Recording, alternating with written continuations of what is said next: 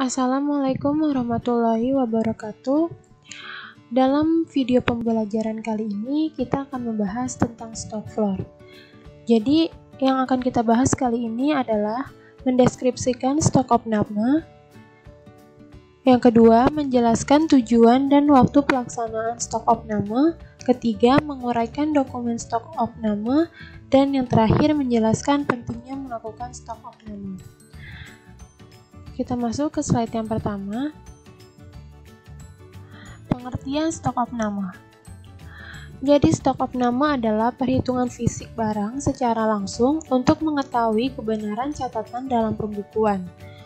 Nah, untuk mengetahui sebenarnya jumlah inventaris yang ada, setiap 1 bulan sekali harus diadakan stok opname inventaris di sebuah perusahaan atau toko.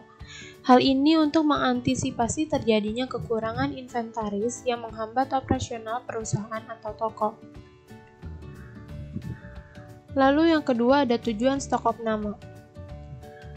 Oke, yang pertama ada untuk mengetahui bahwa stok yang tercatat di komputer adalah sama dengan stok nyata. Jadi, stok yang ada di komputer yang sudah kita input dengan stok yang ada secara langsung itu harus balance. Yang kedua, untuk mengetahui jumlah persediaan stok barang di toko dengan cepat karena data stok yang disajikan program sudah valid. Yang ketiga, untuk merekap data barang-barang yang hilang sehingga kita bisa dengan mudah mengantisipasi agar tidak terulang. Selain ada tujuan, ada pun manfaat dari stok opname, yaitu bisa membandingkan nilai persediaan tahun ini dengan tahun sebelumnya, apakah naik ataukah turun, sehingga kita bisa mengetahui perkembangan usaha. Yang kedua, bisa mengetahui jumlah persediaan sehingga bisa menjadi bahan pertimbangan. Semisal jika kita ingin mengajukan pinjaman ke bank. Yang ketiga, bisa digunakan untuk mencari HPP atau harga pokok penjualan pada pembuatan laporan keuangan secara fisikal. Dan yang terakhir ada bisa dijadikan sebagai alat untuk mencocokkan data dan menghitung apakah ada barang yang hilang. Lalu ada waktu pelaksanaan stok opname. Yang pertama secara berkala tahunan atau akhir tahun. Nah, biasanya stok opname dilakukan di akhir tahun karena berhubungan dengan pembuatan laporan keuangan di tahun yang baru.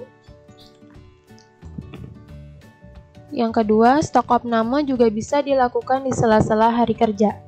Nah, hal ini ditentukan tingkat urgenitas atau kepentingan dan kemampuan dalam melakukan stok opname. Semakin banyak barang, seharusnya jarak waktu stok opname juga harus semakin lama, agar pekerjaan kita sehari-hari tidak habis hanya untuk melakukan stok opname saja.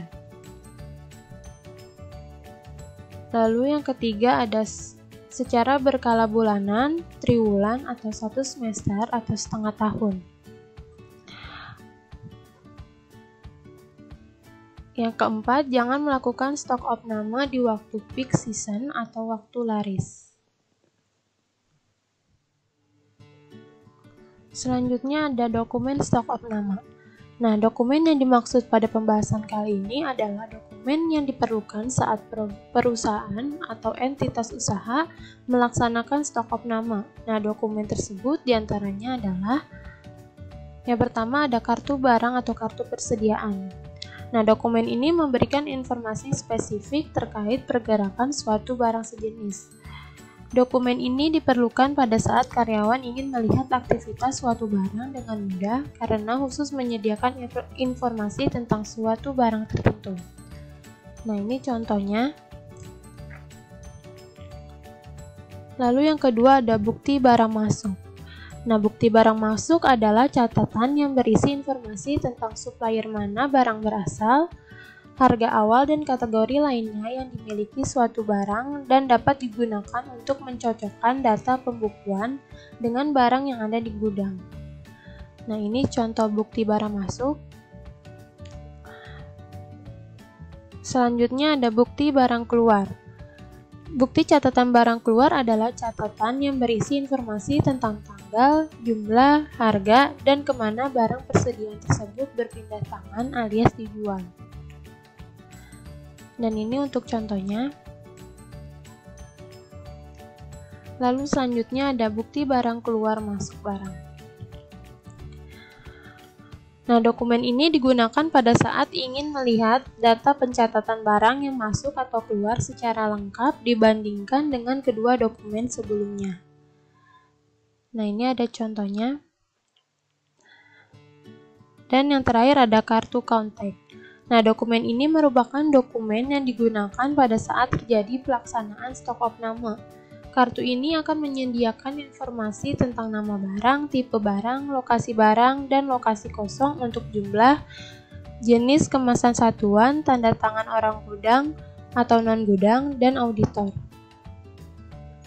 Dan ini contoh kartu kontak. Selanjutnya ada pentingnya melakukan stok opname.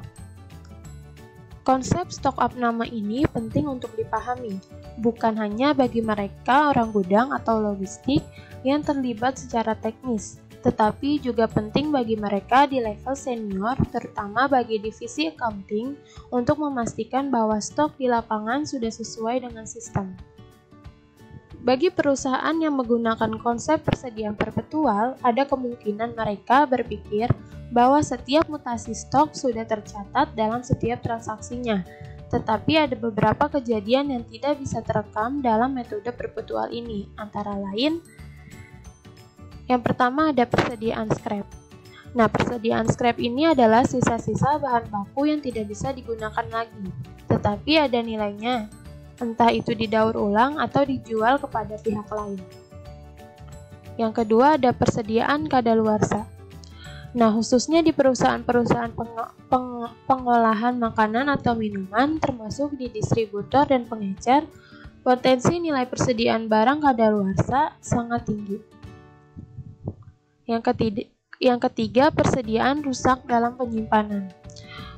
Khususnya barang-barang yang bersifat tidak fast moving atau butuh waktu lama untuk habis terjual, kemungkinannya rusak dalam penyimpanan, apalagi yang memiliki karakter fisik khusus, tidak tahan lembab, tidak tahan suhu dingin, dan sebagainya.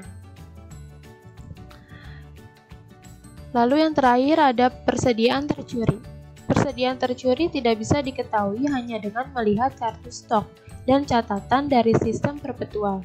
Jika ada yang berpikir bahwa potensi barang hilang di gudang adalah kecil, coba bayangkan persediaan jewelry yang terbuat dari precious metals atau stones, emas, perak, berlian, atau mutiara. Fisik barangnya kecil tetapi nilainya tinggi, sangat rentan terhadap pencurian atau penggelapan. Sekian pembahasan kita kali ini, kurang lebihnya mohon maaf. Wassalamualaikum warahmatullahi wabarakatuh.